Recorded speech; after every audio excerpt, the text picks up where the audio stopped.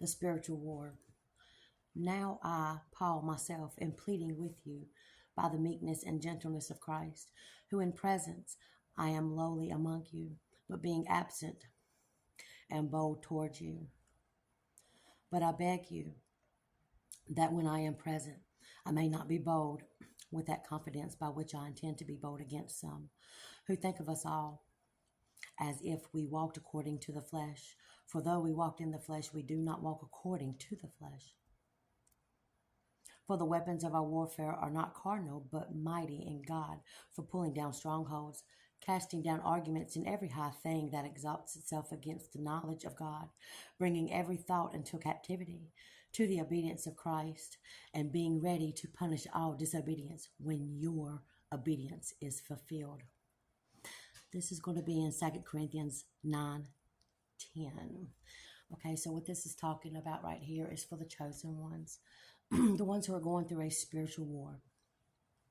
Okay, we got to keep in mind that we are going through a spiritual war, not a physical one, right? All of these wars that are taking place amongst nations and everything, it's spiritual. It's not physical, and that's where we're messing up. I'm going to say personally for me, this verse right here represents a lot of disobedience that I have been partaking in toward God. And I know that I have a mission, and I know that I have a purpose, and I know what it is. But I am in judgment right now because I've not been obedient to the word, yes, which God has set me down and to be able to do that. Okay, I have been in spiritual war with myself for quite some time, especially I'm not going to try to add my relationships in it. I'm just going to take blame for it altogether because I should have had strong enough faith and willpower to know that no man should have been able to stop me and led me astray from what my divine purpose is. And this is what God is saying right here. God is saying until your obedience is fulfilled, you are the one that is being punished, okay, for being disobedient. And when your obedience is fulfilled is when you're able to pick your purpose back up and become a vessel that God works through to punish all disobedience.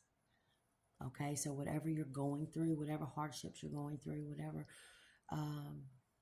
spiritual wars that you might be facing, and like you're on a good path, and then all of a sudden things are stopped or have turned you away differently, or you've allowed people to do that for you in a way to stray you off of your path right there, put you in a category of being disobedient. Okay, amongst many things that can have you being disobedient. But with that being said, right here, God frequently sends people or sends a particular person ahead of you to prepare for your holy place, to prepare for your paradise home, right? Your new world, your new being.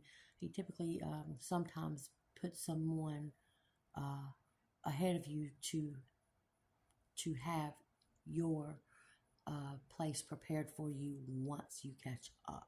Okay, so it's not necessarily, it's what you can't see, right? It's not necessarily God taking from you.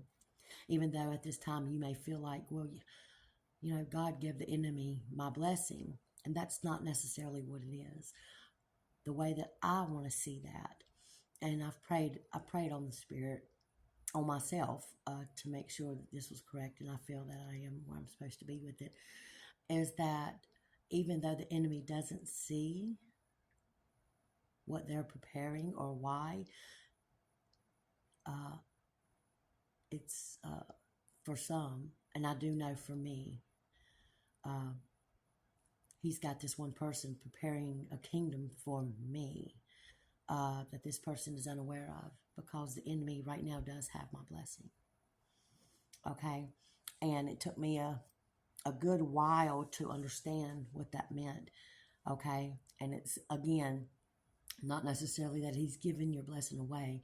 It's just that you've been obedient and you were expected of a higher ranking.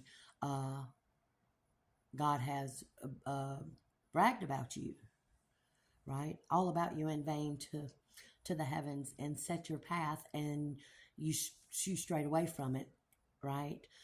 Even though the enemy, of course, is not obedient and has strayed away, the enemy probably is very obedient to himself, and so therefore God is using his vessel or her vessel to prepare for you, to prepare your kingdom, your blessings to come. So I am suggesting to myself and to anybody else that this resonates with, you haven't lost your purpose, you haven't lost your blessing, but you must be obedient.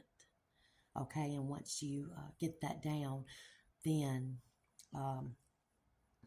as it says, God bringing every thought into captivity, thoughts become things, to the obedience of Christ. You must be obedient to Christ, right? Being ready to punish all disobedience when your obedience is fulfilled. Okay.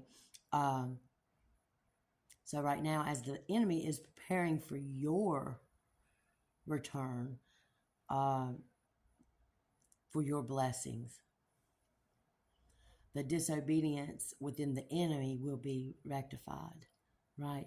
But we can't worry about that. What we have to worry about is that your blessing is on hold right now until your obedience is fulfilled. Again, this is 2 Corinthians 9:10. This is chapter 10, the spiritual war.